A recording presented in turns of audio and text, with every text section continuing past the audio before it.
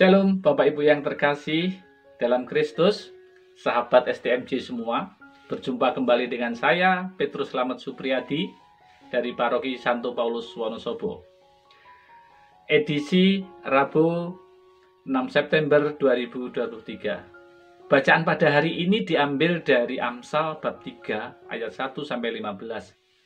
Saya terkesan dengan ayat yang ke-7. Janganlah engkau menganggap dirimu bijak, takutlah akan Tuhan dan jauhi kejahatan. Bapak Ibu yang terkasih, kita dinasihati oleh Tuhan pada hari ini supaya kita tidak menganggap diri kita bijaksana dan supaya kita takut akan Tuhan dan menjauhi kejahatan. Kenapa? Karena yang bisa mengukur dan bisa melihat, bisa menilai apakah kita itu bijaksana, apakah kita itu baik atau tidak, itu pertama-tama adalah orang lain, yaitu orang-orang yang ada di sekitar kita. Pengalaman saya, pernah dulu saya merasa orang yang bijaksana. Karena perasaan yang berlebihan, saya menjadi overconfident. Saya merasa dibutuhkan di banyak tempat.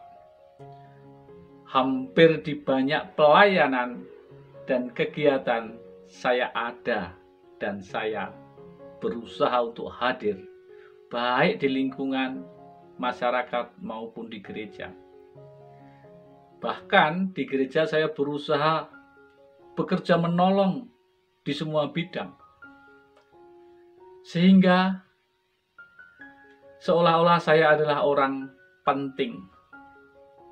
Dan banyak orang yang bertanya kepada saya memang. Pada waktu itu, saya lebih banyak memberi nasihat daripada mendengarkan. Dan saya tanpa sadar sering memaksakan apa yang ada di pikiran saya, dan saya menganggap itu benar, saya menganggap itu baik. Apa yang terjadi? Komunitas organisasi yang ada saya tidak bisa bertumbuh,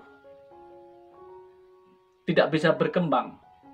Bahkan kami dengan teman-teman, dengan banyak personil-personil yang di dalamnya itu terjadi kelompok-kelompok, terjadi pertarungan. Dan ada yang bubar juga, ada yang sakit hati, ada yang terluka. Akhirnya sampai di satu titik saya sadar bahwa ternyata saya ini menjadi batu sandungan bagi banyak orang. Dari mana saya tahu itu? Yaitu ketika saya ditinggalkan oleh banyak orang, pikiran, ide-ide saya sudah tidak digubris. Sehingga saya merasa kecewa dan frustasi.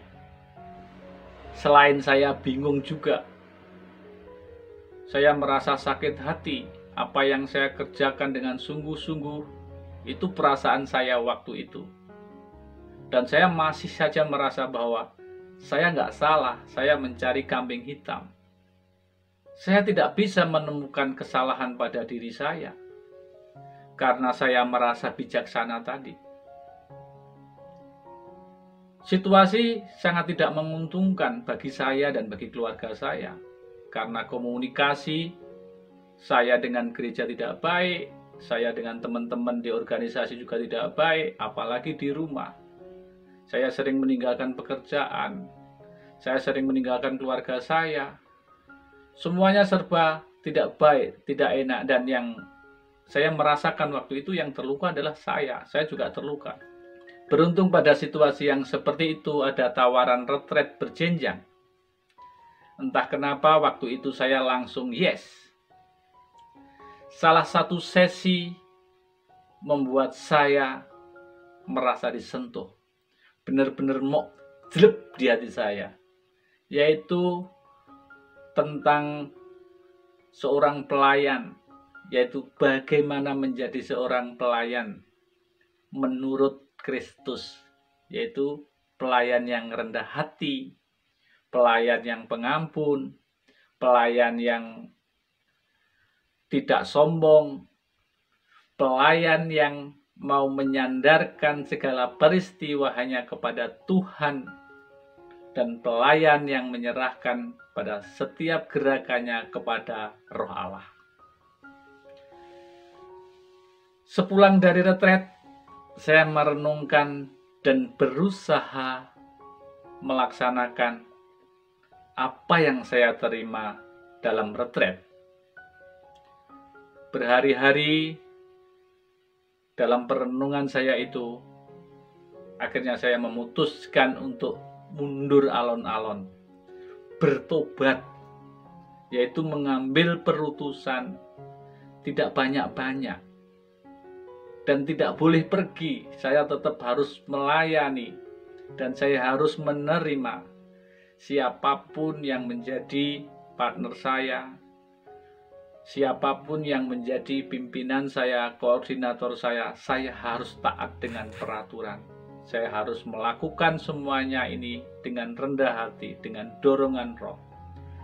Lambat laun, dengan tidak mudah, akhirnya kutemukan lagi yang selama ini hilang. Yaitu, pertama-tama yang saya rasakan adalah keluarga yang penuh gairah dan komunikasi yang sehat serta cair. Menatap setiap peristiwa, pelayanan, dan pekerjaan adalah penyelenggaraan ilahi. Melalui ayat ini, saya dibentuk menjadi pribadi yang rendah hati dan tidak sombong, mengandalkan Tuhan dalam segala hal, serta menjalankan perutusan dengan penuh sukacita, menjadikan sahabat adalah utusan Allah sendiri yang sedang menemani saya. Terima kasih, Tuhan memberkati.